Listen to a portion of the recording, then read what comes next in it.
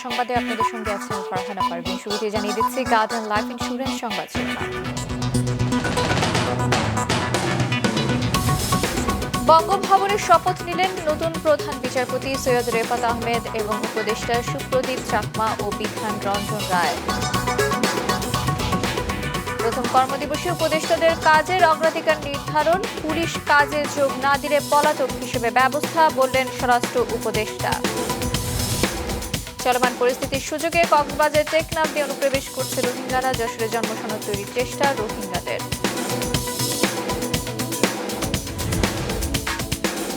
এবার বিস্তারিত সংবাদ।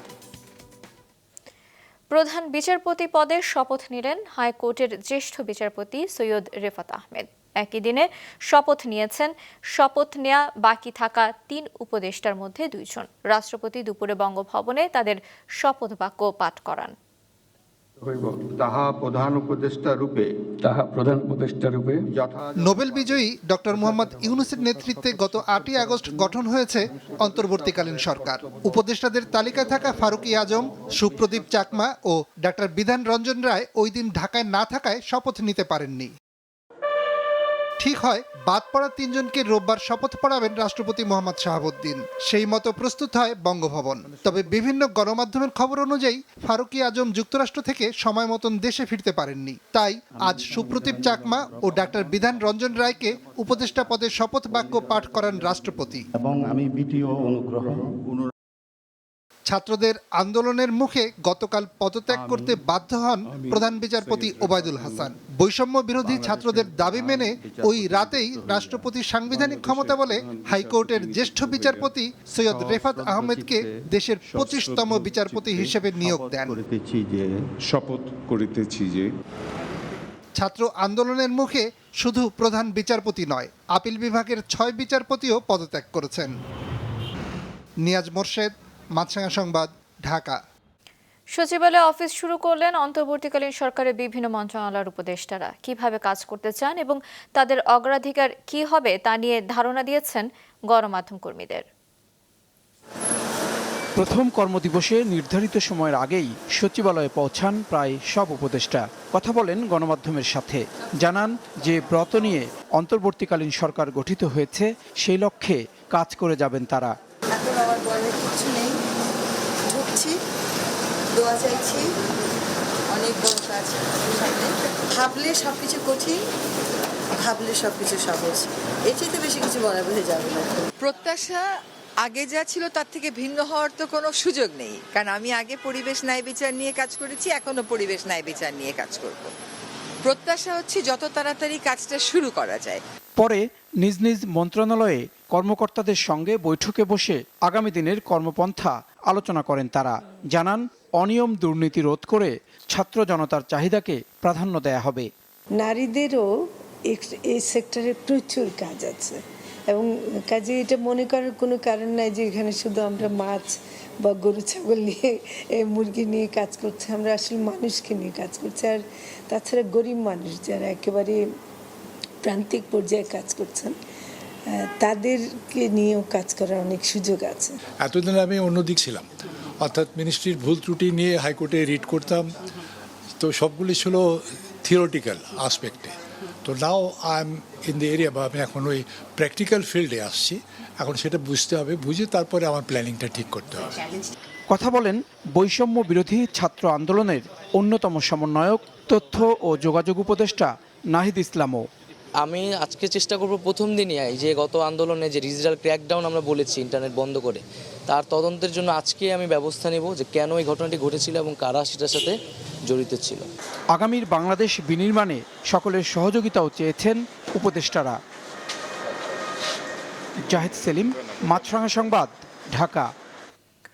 পুলিশ সদস্যরা নিজ নিজ ইউনিটে যোগ না দিলে ব্যবস্থা নেওয়া হবে বলে জানিয়েছেন অন্তর্বর্তীকালীন সরকারের স্বরাষ্ট্র মন্ত্রণালয়ের উপদেষ্টা অবসরপ্রাপ্ত brigadier general M Sakhawat Hossain. সাম্প্রতিক সহিংসতায় আহত পুলিশ সদস্যদের দেখতে দুপুরে রাজারবাগ কেন্দ্রীয় পুলিশ হাসপাতালে গিয়ে সাংবাদিকদের প্রশ্নের জবাবে তিনি বলেন, একটা নির্দিষ্ট তারিখ নির্ধারণ করে দেওয়া হবে, ওই তারিখের ভেতর তারা কাজে না ফিরলে পলাতক হিসেবে ধরা হবে। 1 সপ্তাহের মধ্যেই এমন ব্যবস্থা নেওয়া হবে যেন পুলিশ বাহিনী পূর্ণাঙ্গরূপে ফিরে পায়। মিডিয়ার প্রতি মিথ্যা এবং পক্ষপাত দুষ্ট খবর প্রচার না করার আহ্বান জানান তিনি।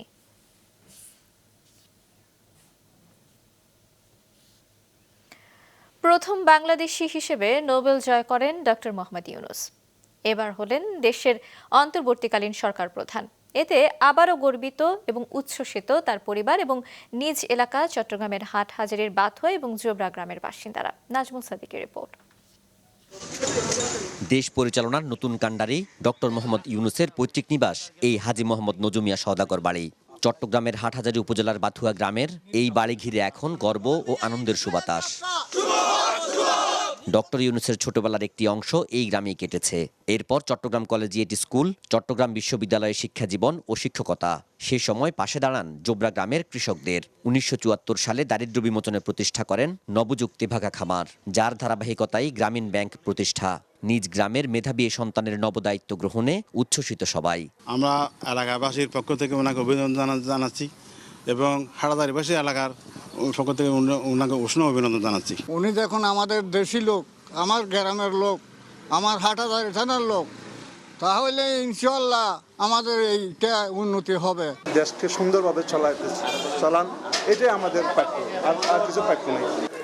9 ভাই বোনের মধ্যে ডক্টর মোহাম্মদ ইউনূস দ্বিতীয়। তার মেধা ও দেশপ্রেমে মুগ্ধ ও গর্বিত পরিবারের সদস্যরা। প্রিয় দেশ তার নেতৃত্বে এগিয়ে যাবে বিশ্বাস তাদের। আমরা ভাবতাম যে ওনার দেশের জন্য ওনার কিছু করা উচিত।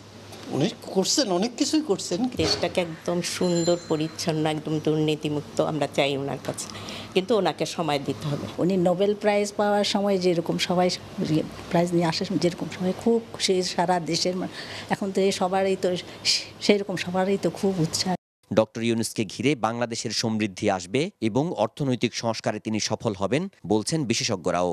কেউ যদি আমাদেরকে এই বিপদ থেকে দ্রুত উদ্ধার করতে পারে, প্রফেসর ইউনূস তিনি সেই ব্যক্তি। কারণ তার যে উদ্ভাবনী ক্ষমতা, তার যে সাংগঠনিক ক্ষমতা, এটা বিশ্বে আর কারো এত বেশি সাংগঠনিক ক্ষমতা আছে বলে আমার মনে হয় না। এটা আমি আমার সাথে তার 66 বছরের সম্পর্ক থেকে আমি দেখেছি এবং তিনি এখন সারা বিশ্বে তার আর চাওয়া পাওয়ার কিছু নেই, তিনি সব কিছু পেয়ে গেছেন। অতএব এখন তিনি জাতিকে দিতে এসছেন। গত বৃহস্পতিবার রাতে বাংলাদেশের অন্তর্বর্তী সরকারের প্রধান উপদেষ্টা হিসেবে শপথ নেন ডক্টর মোহাম্মদ ইউনূস। এর মাধ্যমে বাংলাদেশের ইতিহাসে প্রথমবারের মতো চট্টগ্রামের কেউ সরকার প্রধান হিসেবে দায়িত্ব নিলেন। নাজমুল সাদিকি, মাছরাঙ্গা সংবাদ, চট্টগ্রাম।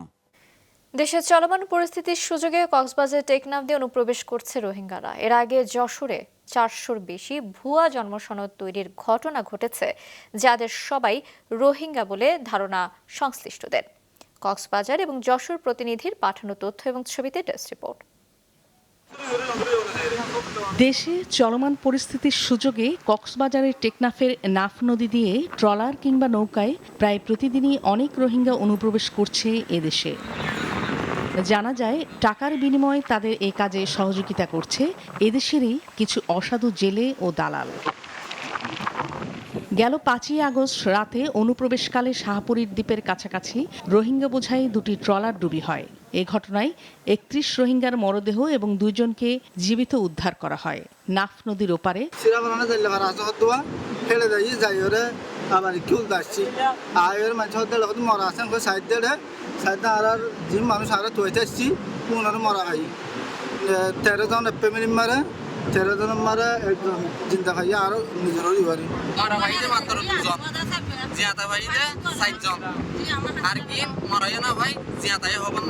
অর্ধশতাধিক নৌকায় এখনো কয়েকশো রোহিঙ্গা অপেক্ষায় রয়েছে অনুপ্রবেশের। গত নভেম্বর থেকে যে রাখাইন রাজ্যে যে যুদ্ধ তৈরি হয়েছে, তাদের নিজ সরকারি বাহিনী এবং ওখানকার যে বিদ্রোহী গোষ্ঠীর মধ্যে, সেই পরিস্থিতির কারণে রাখাইনে রোহিঙ্গাদের যে বসবাস করে যে 6 লক্ষের মতো রোহিঙ্গা, তারা যুদ্ধের মধ্যে আছে, তারা বাংলাদেশের দিকে আবার চলে আসতে চায়, এরকম একটি পরিস্থিতির এখন মুখোমুখি হয়ে দাঁড়িয়েছে। বর্তমানে দেশে রোহিঙ্গা জনগোষ্ঠীর সংখ্যা 10 লাখের মতো। এ অবস্থায় নতুন করে আরও রোহিঙ্গা অনুপ্রবেশের ঘটনায় চিন্তিত এলাকাবাসী। এদিকে গেল জুনে যশোরের লেবুতলা ইউনিয়ন থেকে ভুয়া জন্মসনদ তৈরির ঘটনা ঘটেছে 4 শতাধিক লোকের। তাদের চট্টগ্রাম, কক্সবাজার, টেকনাফ ও চাঁদপুর সহ বিভিন্ন জেলার বাসিন্দা বলা হলেও রোহিঙ্গা বলে ধারণা সংশ্লিষ্টদের। যে সমস্ত জেলার জন্ম নিবন্ধন এখানে করে দেওয়া হয়েছে, তারা যে রোহিঙ্গা কিনা এটি তো আসলে সেখানে লেখা থাকে না। তবে কক্সবাজার, চিটাগং, চাঁদপুর বা যাদের জন্ম নিবন্ধন করে দেওয়া হয়েছে তাদের কারোরই স্থায়ী নিবাস বা স্থায়ী ঠিকানা লেবুতলা ইউনিয়নে নয় বলে আমার কাছে প্রাথমিকভাবে প্রতীয়মান হয়েছে। বহিরাগতদের এভাবে জন্মসনদ তৈরিতে মোটা অঙ্কের টাকা লেনদেন হয়েছে বলে অভিযোগ স্থানীয়দের। অবৈধ জন্ম নিবন্ধন হয়েছে টেকনাফ বা রোহিঙ্গাদের, সেখান থেকে বলে 3 কোটি টাকা এখানে ওরা ভাগাভাগি করে এই কাজটা করেছে। শুনলাম 50,000, 1 লাখ, 2 লাখ টাকা কন্ট্যাক্ট করে ওদের নাকি নিবন্ধন করে দিচ্ছে, দেওয়ার পরে এটা আবার আইডি কার্ডও সিস্টেমও করে দিচ্ছে যাতে আইডি কার্ড তারা পায়, ভোটার আইডি কার্ড। দেশে বড় ধরনের অস্থিতিশীলতা এড়াতে অবিলম্বে রোহিঙ্গা অনুপ্রবেশের পাশাপাশি ভুয়া জন্মসনদধারী রোহিঙ্গা এবং এই ঘটনায় জড়িতদের বিরুদ্ধে প্রয়োজনীয় ব্যবস্থা নেওয়ার জোর দাবি জানিয়েছেন এলাকাবাসী। নাদিয়া আফরিন, মাছরাঙা নিউজ ডেস্ক। নোয়াখালীর দ্বীপ উপজেলা হাতিয়ার ভাসানচর সংলগ্ন বঙ্গোপসাগরের মোহনায় যাত্রীবাহী ট্রলারডুবির ঘটনা ঘটেছে। এতে শিশুসহ 4 রোহিঙ্গা নিহত হয়েছে। 19 জনকে জীবিত উদ্ধার করেছে কোস্টগার্ড। গতকাল বঙ্গোপসাগরের মোহনায় ছেড়া খাল এলাকায় এই দুর্ঘটনা ঘটে। ওই দিন দুপুরে চট্টগ্রামের ফিশারিজ ঘাট থেকে 23 যাত্রী এবং 30 টন মালামাল নিয়ে নোমান মাঝি ট্রলারটি ভাসানচরের উদ্দেশ্যে রওনা দেয়। পথে প্রচণ্ড বাতাস এবং ঢেউয়ের আঘাতে ট্রলারটি ডুবে যায়। খবর পেয়ে কোস্টগার্ড ঘটনাস্থলে গিয়ে উদ্ধার অভিযান পরিচালনা করে। জীবিত উদ্ধারদের ভাসানচর 20 শয্যা বিশিষ্ট হাসপাতালে চিকিৎসা দেওয়া হচ্ছে। মিয়ানমার থেকে বাংলাদেশে পালানোর চেষ্টারত রোহিঙ্গা নাগরিকদের ওপর ড্রোন হামলা হয়েছে। এতে শিশু এবং নারী সহ বহু লোক নিহত হয়েছে। সে সময় রোহিঙ্গা পরিবারগুলো সীমান্ত পার হওয়ার জন্য অপেক্ষা করছিল। প্রত্যক্ষদর্শী, অধিকার কর্মী এবং কূটনীতিকদের বরাতে বলা হয়, বাংলাদেশের সঙ্গে লাগোয়া রাখাইন রাজ্যে গেল সোমবার এই হামলা হয়। গতকাল রয়টার্স এ খবর প্রকাশ করেছে। এতে বলা হয়, বেঁচে যাওয়া লোকজন স্তূপ হয়ে পড়ে থাকা মরদেহ থেকে স্বজনদের খুঁজে বের করেন। এই ড্রোন হামলার জন্য মিয়ানমারের জান্তা সরকার এবং বিদ্রোহী গোষ্ঠীগুলো পরস্পরকে দায়ী করেছে। তাদের চলমান সংঘাতের মধ্যেই রোহিঙ্গাদের ওপর হামলা হলো। আইনশৃঙ্খলা পরিস্থিতি স্বাভাবিক এবং ধর্মীয় সম্প্রীতি বজায় রাখতে দেশের বিভিন্ন স্থানে মতবিনিময় সভা, মানববন্ধন এবং বিক্ষোভ মিছিল অনুষ্ঠিত হয়েছে। চট্টগ্রামে হিন্দু, বৌদ্ধ, খ্রিস্টান সম্প্রদায়ের নেতৃবৃন্দের সঙ্গে মতবিনিময় করেছে সেনাবাহিনী। এ সময় সেনাবাহিনীর পক্ষ থেকে তাদের আশ্বস্ত করা হয়, মন্দির, গির্জা সহ সব উপাসনালয়ে নিরাপত্তা নিশ্চিত করা হয়েছে। যশোরের বেনাপোল বন্দরের সুরক্ষায় বিভিন্ন পেশাজীবীদের সঙ্গে মতবিনিময় করেছে বিজিবি। এ সময় উপস্থিত ছিলেন বিভিন্ন রাজনৈতিক দলের নেতা, পৌর মেয়র এবং স্থানীয় গণ্যমান্য ব্যক্তিরা। এছাড়া জেলা সদরে সম্প্রীতি সমাবেশ করেছে বিএনপি। দেশব্যাপী সংখ্যালঘু সম্প্রদায়ের বাড়ি ঘরে হামলা, ভাঙচুর এবং লুটপাটের প্রতিবাদে পাবনায় বিক্ষোভ মিছিল এবং সমাবেশ অনুষ্ঠিত হয়েছে। সাম্প্রদায়িক সম্প্রীতি রক্ষায় দেশের বিভিন্ন স্থানে সম্প্রীতি সমাবেশ করেছে সচেতন ছাত্র ও নাগরিক সমাজ এবং বিএনপি ও যুবদল। ঝিনাইদহের কালীগঞ্জে বিহারি মোড়ে একটি বাসায় লুটপাট করার সময় 5 জনকে আটক করেছে জনতা। পরে তাদের সেনাবাহিনীর হাতে তুলে দেওয়া হয়।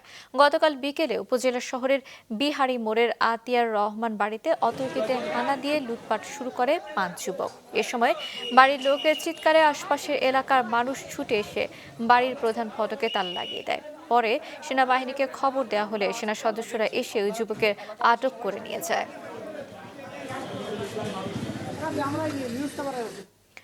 রাজধানী ছাড়াও দেশের বিভিন্ন স্থানে আজও ট্রাফিক নিয়ন্ত্রণ করছে শিক্ষার্থীরা। পুলিশ এখনো কাজে যোগ না দেয়ায় গাইবান্ধায় শিক্ষার্থী এবং স্কাউটরা রোদ বৃষ্টির মধ্যে কাজ করে যাচ্ছে। রাজবাড়ীতেও সড়কের দায়িত্ব পালন করছেন শিক্ষার্থী এবং বিএনসিসির সদস্যরা। নরসিংদীতেও শিক্ষার্থীদের সঙ্গে ট্রাফিক নিয়ন্ত্রণ করছে আনসার ভিডিপি, রোভার স্কাউট এবং ফায়ার সার্ভিসের সদস্যরা। এদিকে সরকার পরিবর্তনের সঙ্গে সঙ্গে মানিকগঞ্জে বন্ধ হয়েছে পরিবহন চাঁদাবাজি। এতে খুশি পরিবহনের মালিক, শ্রমিক এবং চালকরা। অন্যদিকে যশোরের বেনাপোল বন্দরের কার্যক্রম পুরোপুরি শুরু করতে কঠোর নিরাপত্তা বলয় তৈরি করেছে সেনাবাহিনী। সঙ্গে রয়েছে বিজিবি, পুলিশ এবং আনসার সদস্যরা।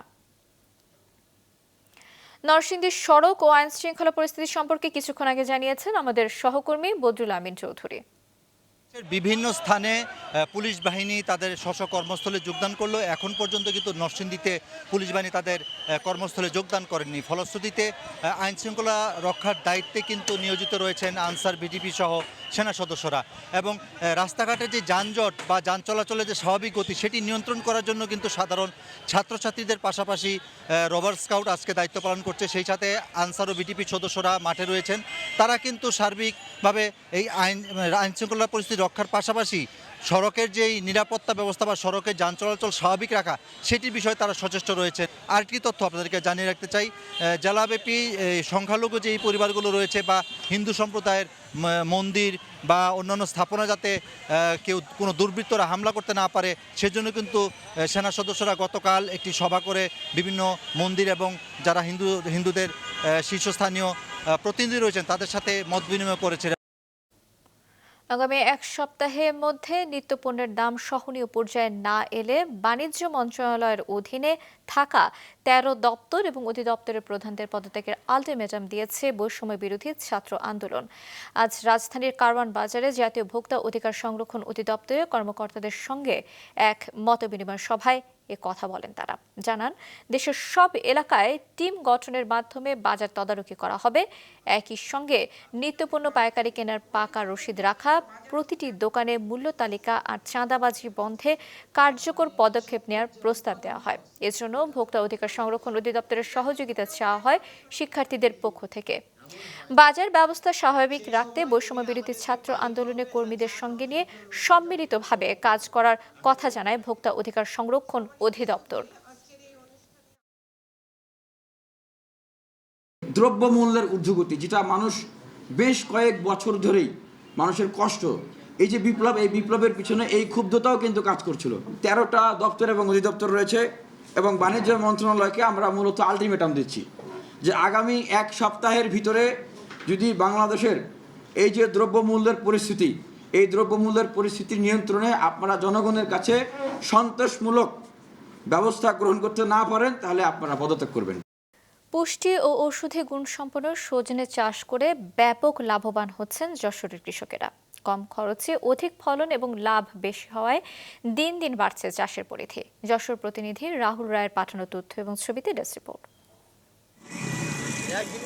যশোরের চৌগাছা উপজেলার পাতিবিলা গ্রামে আক্তার হোসেন ও চান মিয়া গত বছর ৬ বিঘা জমিতে ১২ মাসি ওডিসি 3 জাতের সজনে চারা রোপণ করেন।